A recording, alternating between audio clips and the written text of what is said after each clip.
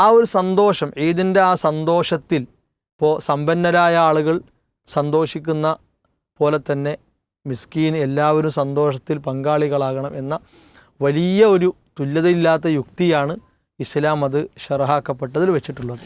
നബി സല്ലല്ലാഹു അലൈഹി വസല്ലമ ധാന്യത്തിൽ നിന്നോ ഗോതമ്പിൽ നിന്നോ എന്നിതൊരു മുസ്ലിങ്ങളിൽപ്പെട്ട അടിമകൾ, സ്വതന്ത്രർ, പുരുഷന്മാർ, സ്ത്രീകൾ, വലിയവർ, ചെറിയവർ എന്നിവർക്ക് ഫിത്ർ സക്കാത്ത് നിർബന്ധമാക്കിയിരിക്കുന്നു എന്ന് എന്ത് ചെയ്തു നബി സല്ലല്ലാഹു അലൈഹി വസല്ലമ പറഞ്ഞിട്ടുണ്ട്. അപ്പോൾ നമ്മുടെ നാട്ടിൽ ഒരു മുസ്ലിമായ മനുഷ്യൻ്റെ വീട്ടിൽ ആരൊക്കെ ഉണ്ടോ അവരൊക്കെ എന്ത് ചെയ്യണം? സക്കാത്തുൽ ഫിത്ർ കൊടുക്കുക. അതിൽ ഒരു മസ്അല, ഒരു ചർച്ച ഉള്ളത് അന്ന് ജനിച്ചു വീണ കുട്ടി വരെ കൊടുക്കണം എന്നാണ്. റമദാൻ്റെ അവസാന ഭാഗത്ത് ഫിത്ർ സക്കാത്ത് എന്ന് പറയുന്ന സക്കാത്ത് നമ്മൾ സക്കാത്തുൽ ഫിത്ർ നടപ്പിലാക്കാറുണ്ടല്ലോ. സത്യത്തിൽ എന്താണ് ഇതുകൊണ്ട് ഉദ്ദേശിക്കുന്നത് എന്നത് ഒന്ന് വ്യക്തമാക്കിയാൽ. അള്ളാഹുവിൻ്റെ ദീൻ നമ്മളോട് പ്രധാനമായും പറഞ്ഞ 3 സക്കാത്തുകളുണ്ട്. അതിലൊന്ന് സക്കാത്തു നഫ്സാണ്, അഥവാ അമലു സ്വാലിയാത്തുകൾ കൊണ്ട് നമ്മുടെ മനസ്സിനെ വിശുദ്ധമാക്കുക, തെറ്റുകളെ തൊട്ട് കഴുകി വൃത്തിയാക്കുക എന്നതാണ് ഒരു സക്കാത്ത്, മനസ്സിൻ്റെ വിമലീകരണമാണ്. രണ്ടാമത്തേത് നമ്മുടെ സമ്പത്ത് വിശുദ്ധമായി കിട്ടാൻ നിർബന്ധമായും സക്കാത്ത്, ഇസ്ലാമിൻ്റെ സ്തംഭങ്ങളിൽപ്പെട്ട സക്കാത്ത് എന്ന കാര്യം വളരെ കണിശമായി ശ്രദ്ധിക്കേണ്ടത്. മൂന്നാമത്തെ ഒന്നാണ് ഈ സക്കാത്തുൽ ബദൻ, അഥവാ നമ്മുടെ ശരീരത്തെ പലതിൽ നിന്ന് നമുക്ക് സുരക്ഷിതമാക്കാനുണ്ട്. അഥവാ ഒരു ശരീരത്തിൻ്റെയും മനസ്സിൻ്റെയും ഒക്കെ വൃത്തി ഉൾക്കൊള്ളുന്ന സംഗതിയാണ് സക്കാത്തുൽ ഫിത്ർ.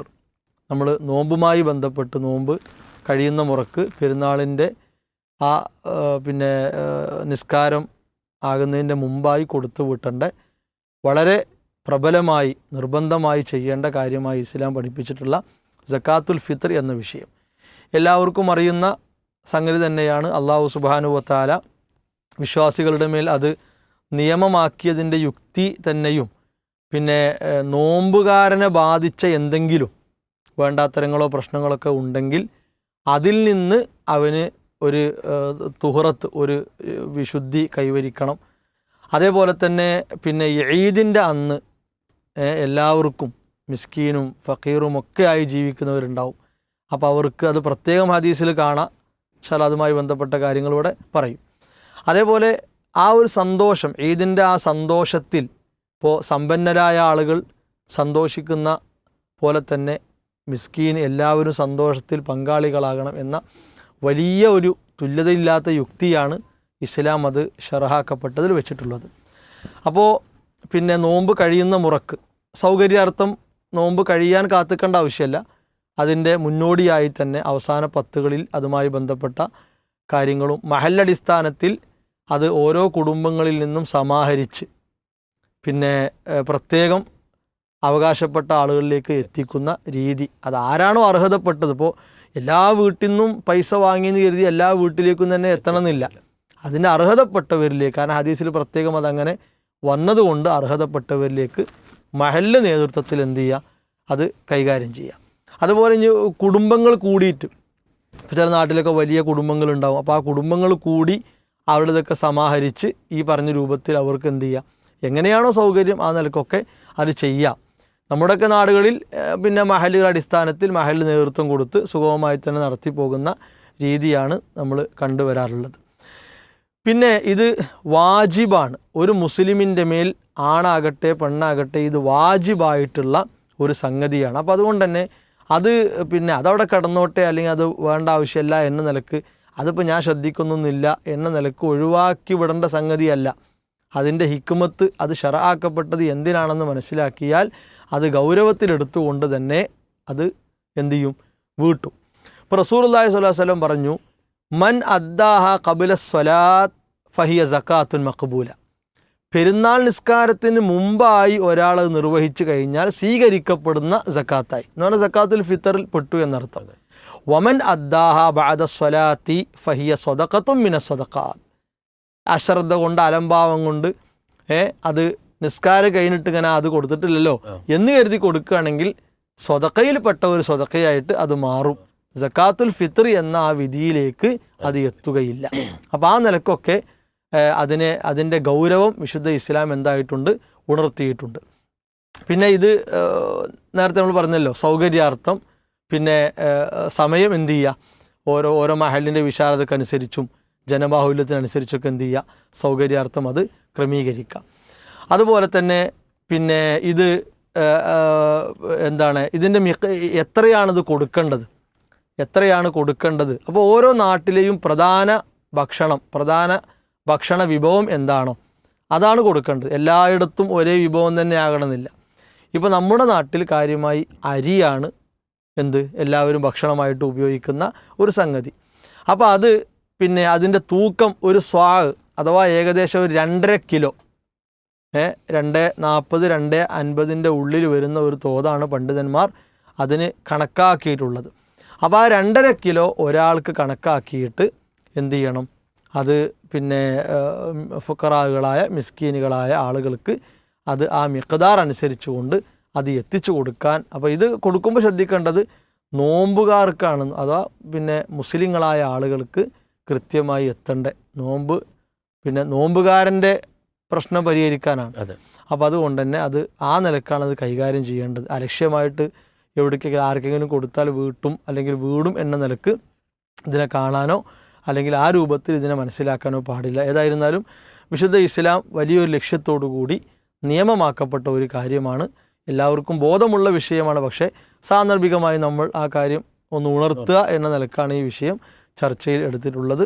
ആ നിലക്ക് തന്നെ അതിൻ്റെ കാര്യങ്ങൾ ശ്രദ്ധിക്കണമെന്നാണ് ഉണർത്താനുള്ളത്. ഇതിൻ്റെ കൂട്ടത്തിൽ പിന്നെ ഇതിലിപ്പോൾ നമ്മൾ സക്കാത്ത് പറയുമ്പോൾ അതൊരു പിന്നെ കാറ്റഗറി ഉണ്ടല്ലോ, സമ്പന്നർ കൊടുക്കുക. ഈ സക്കാത്തുൽ ഫിത്തറിൽ ഇളവുകളുണ്ടോ, അതും കൂടി ഒന്ന് കൂട്ടിച്ചേർക്കണം തോന്നുന്നു. ഓക്കെ, ഞാൻ മുസലൈ പറഞ്ഞ് അവസാനിപ്പിച്ച ഒരു പോയിന്റ് ഒന്ന് ഒരു ചെറിയൊരു വാചകം പറഞ്ഞു തുടങ്ങാം. പിന്നെ മുസലൈ പറഞ്ഞത് പിന്നെ നമ്മൾ മുസ്ലിങ്ങൾക്കാണ് കൊടുക്കേണ്ടത്. അപ്പോൾ അതിൽ തെറ്റിദ്ധാരണൻ്റെ പ്രശ്നമൊന്നും ഉണ്ടാകേണ്ടതില്ല. വെച്ചാൽ ഇസ്ലാമിലൊരു ഇബാദത്ത് ഉണ്ടാകുമ്പോൾ അതിനൊരു കൃത്യമായ രീതി വെച്ചിട്ടുണ്ടാകും. അപ്പോൾ സ്വാഭാവിക മുസ്ലിങ്ങളായ ആളുകൾ പലപ്പോഴും ഇപ്പം കുറേ വീടുകളുടെ ഇടയിലൂടെ കൊണ്ടുപോയി കൊടുക്കുമ്പോൾ അവിടെ പാവപ്പെട്ട ഒരു മുസ്ലിം സഹോദരൻ ഉണ്ടെങ്കിൽ അവരെ പരിഗണിക്കാനുള്ള സംവിധാനങ്ങൾ വേറെ അവിടെ ഒരുപാടുണ്ട്. അപ്പോൾ സക്കാത്തുൽ ഫിത്തർ എന്ത് ചെയ്യണം, അത് ഒരു നിയമമാണ്. സക്കാത്തുൽ ഫിത്തർ എന്ന് പറഞ്ഞത് അത് വീടണമെങ്കിൽ അത് വിശ്വാസികളായ ആളുകൾ കൊടുക്കണം എന്നുള്ള നിയമമുണ്ടെന്ന് മാത്രമേ ഉള്ളൂ. അതിനർത്ഥം അവരെ പരിഗണിക്കേണ്ടെന്നല്ല, അവരെ സ്വാഭാവികമായി കൊണ്ട് എന്ത് ചെയ്യാറുണ്ട്, മുസ്ലിങ്ങളായ ആൾ പരിഗണിച്ച് തന്നെയാണ് മുന്നോട്ട്. ഞാൻ ഈ ഒരു കാലഘട്ടം എന്ന് പറഞ്ഞാൽ കുറേ അനാവശ്യ വിവാദങ്ങൾ ഉണ്ടാക്കുന്നതുകൊണ്ട് സൂചിപ്പിച്ചത് മാത്രം. അപ്പോൾ പിന്നെ ഇവിടെ മുസ്ലിൻ്റെ സംസാരത്തിൻ്റെ തുടക്കത്തിൽ തന്നെ പറഞ്ഞു സക്കാത്തുൽ ഫിത്തർ ശരിക്കും പറഞ്ഞാൽ അതിന് 2 ലക്ഷ്യങ്ങൾ പറഞ്ഞു. ഒന്ന് പിന്നെ നോമ്പിൽ സംഭവിച്ച പിഴവ്, 2 അന്നത്തെ ദിവസം ഒരാൾ എന്ത് ചെയ്യാൻ പാടില്ല, ഒരു മുസ്ലിം പട്ടിണി കിടക്കാൻ പാടില്ല എന്നുള്ള നിയമം പറഞ്ഞു. അപ്പം ഇതിൽ എന്തെങ്കിലും ഇളവുണ്ടോന്ന്, ആർക്കെങ്കിലും ഇളവുണ്ടോന്നാണ്. അത് സക്കാത്തുൽ ഫിത്തർ ആരാണ് കൊടുക്കേണ്ടതെന്ന് പഠിച്ചാൽ നമുക്ക് ഇതിന് ഇളവ് മനസ്സിലാവും. സക്കാത്തുൽ ഫിത്തർ കൊടുക്കേണ്ടത് പെരുന്നാളിൻ്റെ ദിവസം തൻ്റെയും തൻ്റെ കുടുംബത്തിൻ്റെയും, അഥവാ ഞാൻ എന്നെ ഉദാഹരണം എടുക്കാം, എനിക്കും എൻ്റെ കുടുംബത്തിനും കഴിക്കാനുള്ള ഭക്ഷണം എൻ്റെ കയ്യിലുണ്ട്, അതിൽ കഴിഞ്ഞ് മിച്ചമുണ്ടോ എങ്കിൽ ഞാൻ എന്ത് ചെയ്യണം, കൊടുക്കണം, സക്കാത്തുൽ ഫിത്തർ കൊടുക്കണം. അതാണ് എൻ്റെ പോളിസി. അപ്പോൾ ആർക്കും ഇളവില്ലാത്തത് എല്ലാവരും കൊടുക്കണം.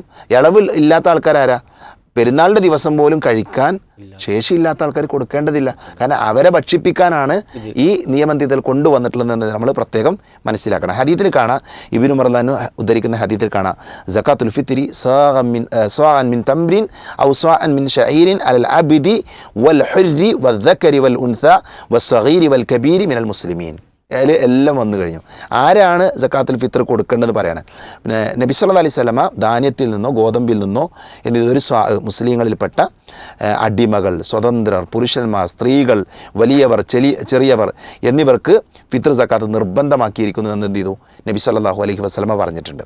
അപ്പോൾ നമ്മുടെ നാട്ടിൽ ഒരു മുസ്ലിമായ മനുഷ്യൻ്റെ വീട്ടിൽ ആരൊക്കെ ഉണ്ടോ അവരൊക്കെ എന്ത് ചെയ്യണം, സക്കാത്തുൽ ഫിത്തർ കൊടുക്കുക. അതിൽ ഒരു മസ്അല, ഒരു ചർച്ച ഉള്ളത് അന്ന് ജനിച്ചു വീണ കുട്ടി വരെ കൊടുക്കണം എന്നാണ് ശരിക്കും പറഞ്ഞത്. ഏത് പെരുന്നാളിൻ്റെ തൊട്ട് മുമ്പ് ജനിച്ചു വീണ ഒരു കുട്ടിയാണെങ്കിൽ അയാൾ കൊടുക്കണം. അപ്പോൾ ഇതിൽ ഇളവല്ല, ഇത് കൊടുക്കാൻ പറ്റാത്ത ആൾ അയാൾ സ്വീകരിക്കേണ്ട ആളാണ്.